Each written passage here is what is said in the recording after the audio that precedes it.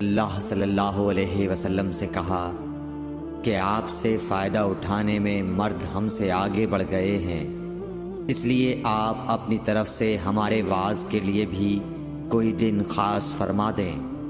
تو آپ صلی اللہ علیہ وسلم نے ان سے ایک دن کا وعدہ فرما لیا۔ اس دن عورتوں سے آپ نے ملاقات کی اور انہیں واعظ فرمایا اور مناسب احکام سنائے۔ جو کچھ آپ صلی اللہ علیہ وسلم نے ان سے فرمایا تھا اس میں یہ بات بھی تھی کہ جو کوئی عورت تم میں سے اپنے 3 لڑکے آگے بھیج دے گی تو وہ اس کے لیے دوزخ سے پناہ بن جائیں گے۔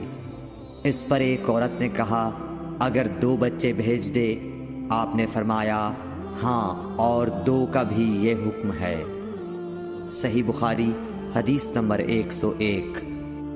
حضور اکرم صلی اللہ علیہ وآلہ وسلم نے فرمایا کہ ایسے 3 بچے جو ابھی بلوغت کو نہ پہنچے ہوں۔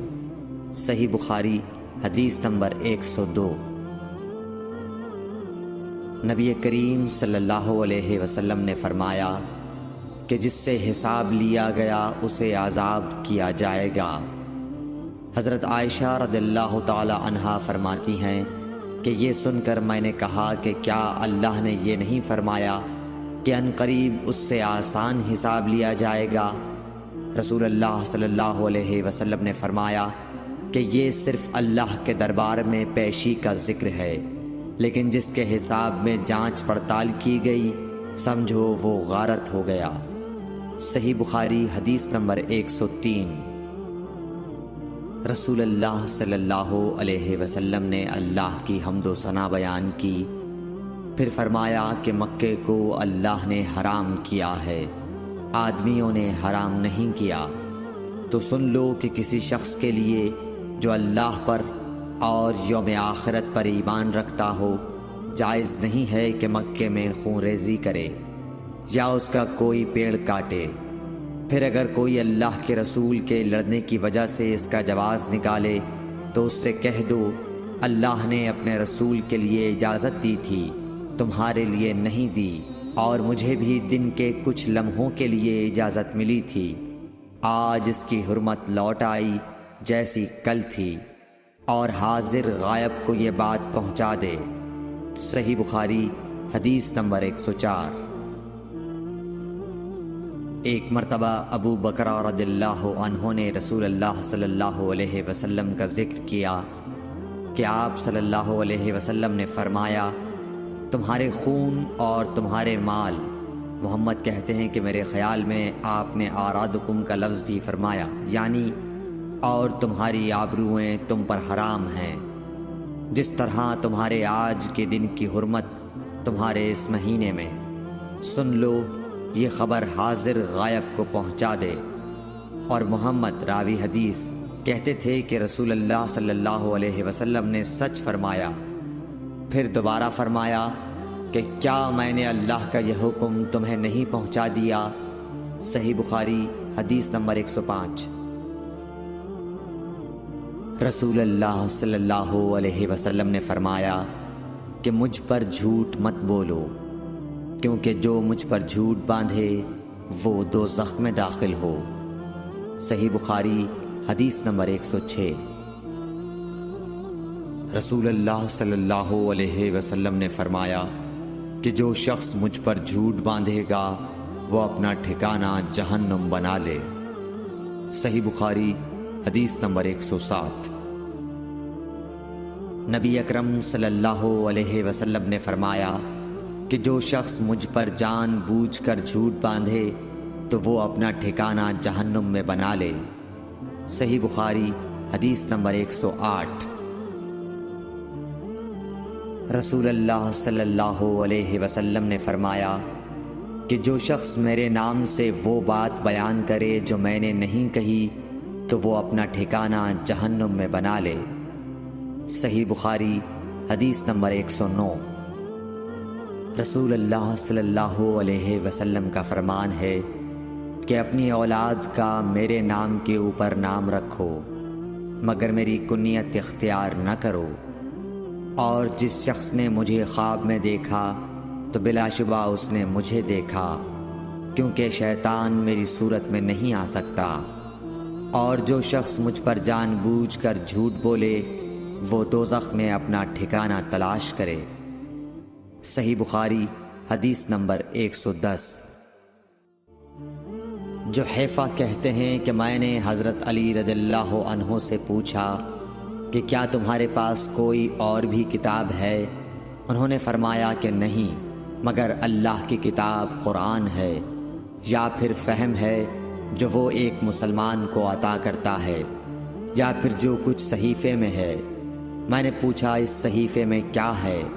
انہوں نے فرمایا دیت اور قیدیوں کی رہائی کا بیان ہے، اور یہ حکم کہ مسلمان کافر کے بدلے قتل نہ کیا جائے۔ صحیح بخاری حدیث نمبر 111۔ قبیلہ خزاعہ کے کسی شخص نے بنو لیس کے کسی آدمی کو اپنے مقتول کے بدلے میں مار دیا تھا۔ یہ فتح مکہ والے سال کی بات ہے۔ رسول اللہ صلی اللہ علیہ وسلم کو یہ خبر دی گئی۔ آپ نے اپنی اونٹنی پر سوار ہو کر خطبہ پڑھا اور فرمایا کہ اللہ نے مکے سے قتل یا ہاتھی کو روک لیا۔ امام بخاری رحمۃ اللہ علیہ فرماتے ہیں اس لفظ کو شک کے ساتھ سمجھو۔ ایسا ہی ابو نعیم وغیرہ نے القتل اور الفیل کہا ہے۔ ان کے علاوہ دوسرے لوگ الفیل کہتے ہیں۔ پھر رسول اللہ صلی اللہ علیہ وسلم نے فرمایا کہ اللہ نے ان پر اپنے رسول اور مسلمانوں کو غالب کر دیا، اور سمجھ لو کہ وہ مکہ کسی کے لیے حلال نہیں ہوا، نہ مجھ سے پہلے اور نہ آئندہ کبھی ہوگا، اور میرے لیے بھی صرف دن کے تھوڑے سے حصے کے لیے حلال کر دیا گیا تھا۔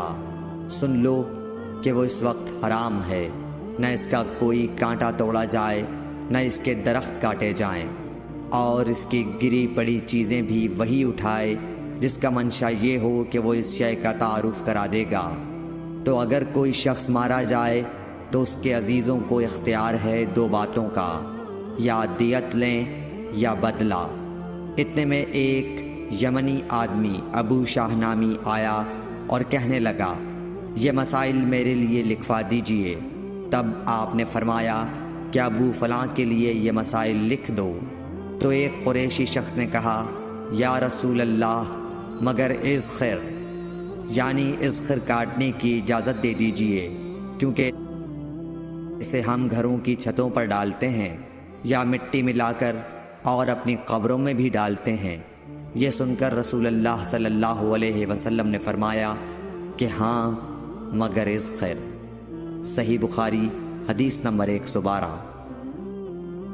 وہب بن منبح کے بھائی کہتے ہیں کہ میں نے حضرت ابو ہریرہ رضی اللہ تعالی عنہ کو کہتے ہوئے سنا کہ رسول اللہ صلی اللہ علیہ وسلم کے صحابہ میں عبداللہ بن عمر رضی اللہ عنہ کے علاوہ مجھ سے زیادہ کوئی حدیث بیان کرنے والا نہیں تھا، مگر وہ لکھ لیا کرتے تھے اور میں لکھتا نہیں تھا۔ صحیح بخاری حدیث نمبر 113۔ جب نبی اکرم صلی اللہ علیہ وسلم کے مرض میں شدت ہو گئی تو آپ صلی اللہ علیہ وسلم نے فرمایا کہ میرے پاس سامان کتابت لاؤ تاکہ تمہارے لیے ایک تحریر لکھ دوں، تاکہ بعد میں تم گمراہ نہ ہو سکو۔ اس پر حضرت عمر رضی اللہ عنہ نے لوگوں سے کہا کہ اس وقت آپ صلی اللہ علیہ وسلم پر تکلیف کا غلبہ ہے اور ہمارے پاس اللہ کی کتاب قرآن موجود ہے جو ہمیں ہدایت کے لیے کافی ہے۔ اس پر لوگوں کی رائے مختلف ہو گئی اور شور و غل زیادہ ہونے لگا۔ آپ صلی اللہ علیہ وسلم نے فرمایا میرے پاس سے اٹھ کھڑے ہو، میرے پاس جھگڑنا ٹھیک نہیں۔ اس پر ابن عباس رضی اللہ عنہ یہ کہتے ہوئے نکل گئے کہ بے شک مصیبت بڑی سخت مصیبت ہے، وہ چیز جو ہمارے اور رسول کے اور آپ کی تحریر کے درمیان حائل ہو گئی۔ صحیح بخاری حدیث نمبر 114۔